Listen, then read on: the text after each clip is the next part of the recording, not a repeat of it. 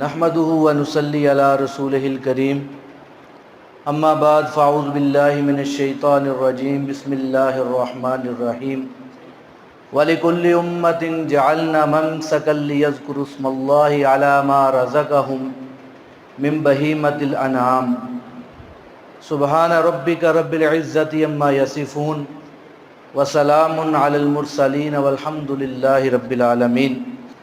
معزز سامعین گرامی، ابھی یہ قربانی کا مہینہ ہے۔ اس مہینے میں جتنے مسلمان صاحب استطاعت ہیں وہ قربانی کرتے ہیں۔ قربانی کا جو عمل ہے جب سے دنیا بنی ہے اس وقت سے لے کر آج تک ہو رہا ہے۔ اللہ رب العزت نے دنیا میں جتنے بھی انبیاء کو بھیجا ہے، ان کی جتنی امتیں ہیں، ہر امت کے اندر یہ قربانی کا عمل ہوتا رہا ہے۔ اسی طرح دنیا میں جب خاتم النبیین صلی اللہ علیہ وآلہ وسلم تشریف لائے تو اس امت کے اندر بھی اللہ رب العزت نے قربانی کا عمل رکھا ہے۔ قربانی کے عمل کرنے کے بارے میں اور زکوٰۃ کے بارے میں علماء کرام نے نصاب کو بیان کیا ہے کہ جس کے پاس اتنا نصاب ہوگا اس کے اوپر زکوٰۃ بھی فرض ہوگی اور اس کے اوپر قربانی بھی فرض ہوگی۔ نصاب کے اندر تین بڑی چیزیں آتی ہیں، یا تو مال ہوتا ہے، روپیہ پیسہ، یا چاندی ہوتی ہے، یا سونا ہوتا ہے، چوتھے نمبر پہ سامان تجارت ہوتا ہے۔ تو اس بارے میں نصاب یہ ہے کہ اگر کسی کے بندے کے پاس صرف سونا ہے، اس کے پاس چاندی نہیں ہے، اس کے پاس رقم نہیں ہے، سامان تجارت نہیں ہے، صرف سونا ہے، تو سونے کے لیے 7.5 تولے ہونا ضروری ہے۔ اگر کسی بندے کے پاس 7 تولے سونا ہے تو اس کے اوپر نہ قربانی ہے نہ زکوٰۃ ہے۔ اسی طرح اگر کسی بندے کے پاس چاندی ہے تو چاندی کے لیے ضروری ہے کہ 52.5 تولے ہو۔ اگر 52.5 تولے سے کم ہے، فرض کریں 50 تولے چاندی ہے، تو ایسے بندے کے اوپر نہ قربانی ہے نہ زکوٰۃ ہے۔ اگر کسی کے بندے کے پاس 2 چیزیں ہیں، مثلا سونا ہے اور چاندی ہے، سونا فرض کر 1 تولہ ہے اور چاندی اس کے پاس چند گرام ہے، تو ان دونوں کی قیمت کو ملایا جائے گا۔ اگر ان دونوں کی قیمت جو ہے وہ 52.5 تولے چاندی کے برابر بنے گی تو پھر اس بندے کے اوپر زکوٰۃ بھی ہوگی اور قربانی بھی ہوگی۔ مثال کے طور پہ 1 تولہ سونا ہے کسی کے پاس، تو اب 1 تولے سونے کی قیمت جو موجودہ سونا ہے مارکیٹ کے لحاظ سے تقریباً 2,70,75,000 روپے بنتی ہے، اور 52.5 تولے چاندی کی قیمت تقریباً 1,70,000 سے 80,000 کے درمیان ہے۔ اب 1 تولہ سونا ہے اور چند گرام ہی چاندی ہے اس بندے کے پاس، تو ایسے بندے کے اوپر زکوٰۃ بھی ہے اور قربانی بھی ہے۔ اسی طرح اگر کسی بندے کے پاس 1 تولہ سونا ہے اور 5,000 روپے، 10,000 روپے یا 1,000 روپیہ ضرورت سے زائد پڑا ہوا ہے، یہ بات تھوڑی سمجھنے کی ہے۔ بعض لوگ یہ سمجھ لیتے ہیں کہ جو ہماری ماہانہ آمدنی ہے وہ ضرورت سے زائد ہے۔ جو ماہانہ آمدنی ہے، جو روزمرہ ضروریات پہ خرچ ہوتی ہے، وہ ضرورت سے زائد نہیں ہے، ضرورت کے اندر ہے۔ فرض کریں کہ ایک بندے کی تنخواہ 50,000 ہے یا 1,00,000 تنخواہ ہے، اس بندے کے 4 بچے 5 بچے ہیں، اسکولوں میں، کالجوں، یونیورسٹیوں میں پڑھ رہے ہیں۔ اب وہ جو اس کا 1,00,000 روپے آتا ہے مہینے کے ختم ہونے سے پہلے ہی ختم ہو جاتا ہے۔ تو ایسے بندے کے پاس اگر 7 تولے سونا بھی ہے لیکن چونکہ رقم سیو نہیں ہے، چاندی سیو نہیں ہے اس کے پاس، سامان تجارت نہیں ہے اس کے پاس، تو ایسے بندے کے اوپر نہ زکوٰۃ ہے نہ قربانی ہے۔ یعنی نصاب جو زکوٰۃ کے لیے اور قربانی کے لیے ہے وہ میں نے آپ کے سامنے 4 ذکر کیے ہیں: مال، سونا، چاندی، سامان تجارت۔ اگر صرف چاندی ہے تو 52.5 تولے ہونی چاہیے، صرف سونا ہے تو 7.5 تولے ہونا چاہیے، اور اگر یہ 3-4 چیزیں ہیں تو ان کا مجموعہ کم از کم 52.5 تولے چاندی کے برابر ہوگا، تو پھر زکوٰۃ بھی ہوگی، قربانی بھی ہوگی۔ اگر کسی بندے کے پاس اتنا نصاب ہے، زکوٰۃ کے لیے ضروری ہے کہ اس کے اوپر سال گزر جائے، سال گزرے گا تو زکوٰۃ ہوگی، سال سے پہلے نہیں ہوگی۔ لیکن قربانی کے لیے بات ضروری نہیں ہے۔ فرض کریں کہ ابھی مہینہ شروع ہو گیا، ابھی کسی بندے کے پاس 4 لاکھ روپے آ گئے، 5 لاکھ روپے آ گئے، اب یہ 5 لاکھ روپے 4 لاکھ روپے 52.5 تولے چاندی کی قیمت سے زیادہ ہیں، اس بندے کے پاس آ گئے تو اس بندے کے اوپر قربانی ضروری ہے، اس نے قربانی کرنی ہے، اگر نہیں کرے گا تو گناہ گار ہوگا۔ ایک اور اہم مسئلہ یہ ہے کہ ہمارے ہاں جو ہمارے فوت شدہ باپ دادا پردادا فوت ہو گئے ہیں، ہم ان کی بھی قربانی کرتے ہیں۔ لوگ مسائل پوچھتے رہتے ہیں، یہ مسئلہ چونکہ عام ہے اس لیے میں ذکر کر رہا ہوں اس کو، کہ جی ہم نے اپنے دادا کی قربانی کرنی ہے، ان کا حصہ ڈالنا ہے، تو ڈال سکتے ہیں، بالکل ڈال سکتے ہیں، لیکن پہلے اپنا حصہ ڈالنا ہے۔ جب تک اپنا حصہ نہیں ڈالیں گے، چاہے دادا کی کریں پردادا کی کریں جس کا بھی کریں، وہ اس کو ثواب نہیں پہنچے گا۔ وہ یہ جو بندہ اپنا حصہ جس کے اوپر ضروری ہے واجب ہے اپنا نہیں کر رہا، اپنا دادا کا ڈال دیا حصہ، تو ایسے بندے کے دادا کو ثواب نہیں پہنچے گا، اس کا اپنا حصہ ادا ہوگا۔ اگر کسی فوت شدگان کے لیے کسی بندے نے حصہ ڈالنا ہے تو اس کے لیے ضروری ہے کہ وہ پہلے اپنا حصہ ڈالے پھر کسی کا ڈالے، اپنا حصہ ڈالے پھر چاہے 10 حصے ڈال لے کسی کے، وہ سب کو ثواب اس کا پہنچ جائے گا۔ لیکن جب اپنا حصہ نہیں ڈال رہا کسی اور کا ڈال رہا ہے تو وہ کسی اور کا ادا نہیں ہوگا یا اس کو ثواب نہیں پہنچے گا، اس کا اپنا جو حصہ ہے وہ ادا ہوگا۔ ایک اور مسئلہ یہ پوچھا جاتا ہے کہ قربانی کے جانور میں کیا عقیقے کا حصہ شامل کیا جا سکتا ہے یا نہیں؟ تو عقیقے کے بارے میں بھی ایک مسئلہ ہمیں سمجھنا بہت ضروری ہے۔ بعض لوگوں نے عقیقے کو اتنا ضروری کر دیا ہے گویا کہ فرض یا واجب کا درجہ رکھتا ہے۔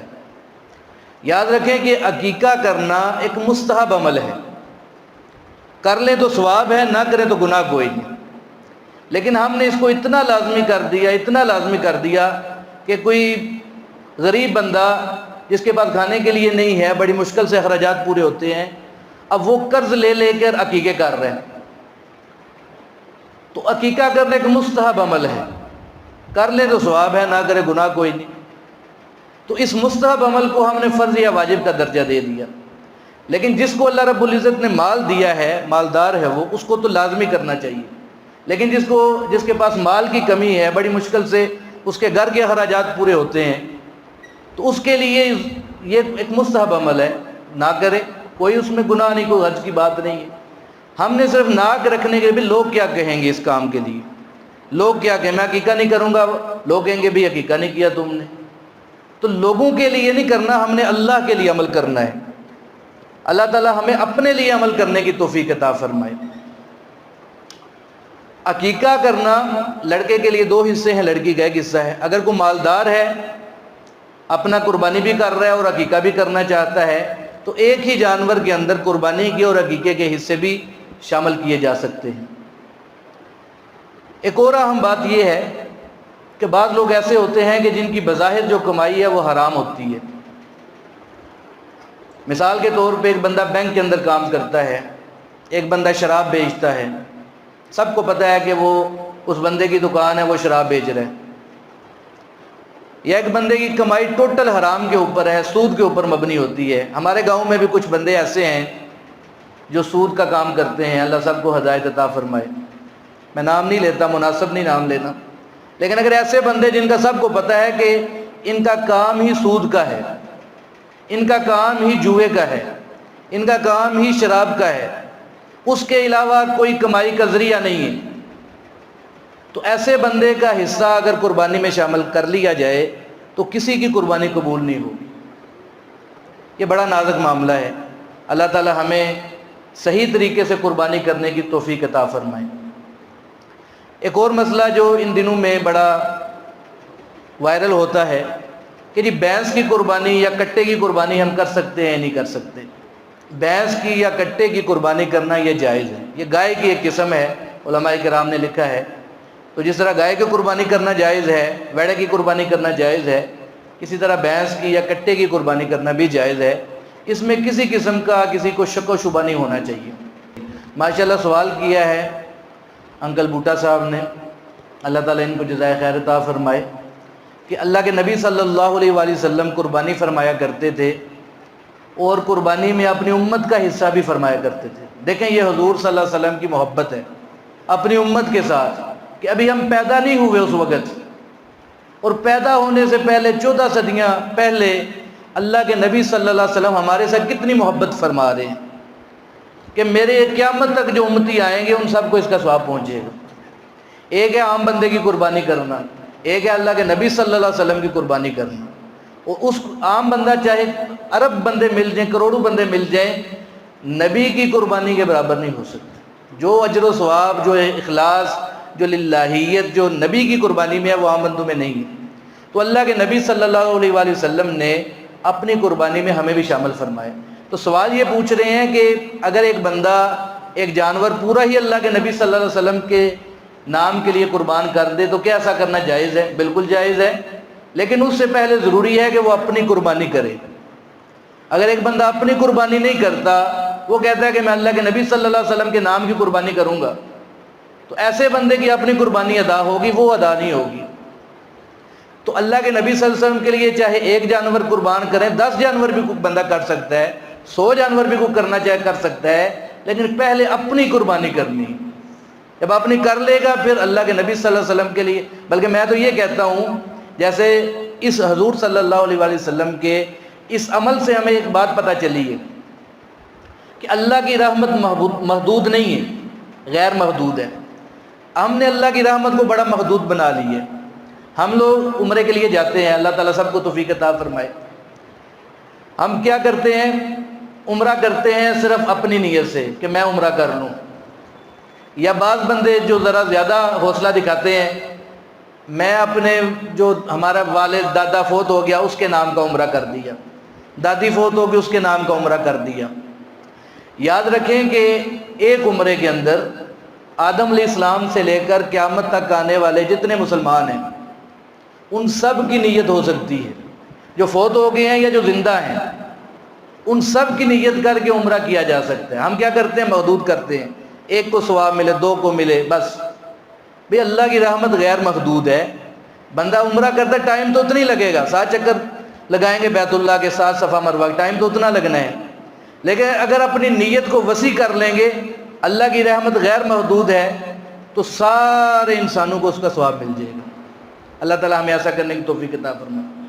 اچھا، یہ میں ثواب کی بات کر رہا ہوں کہ ہم کیا کرتے ہیں کہ ایک اپنے والد کا، دادے کا، پردادے کا، دادی کا حصہ ڈال دیا، اللہ کی رحمت کو محدود کر دیا ہم نے۔ بھئی ہم ایسا کیوں نہیں کرتے کہ اگر ہم زائد حصہ ڈال رہے ہیں، اس میں آدم علیہ السلام سے لے کر آج تک جتنے مسلمان مرد عورتیں فوت ہو گئے، یا جو مسلمان مرد عورتیں دنیا میں زندہ موجود ہیں، ان سب کو شامل کر لیں۔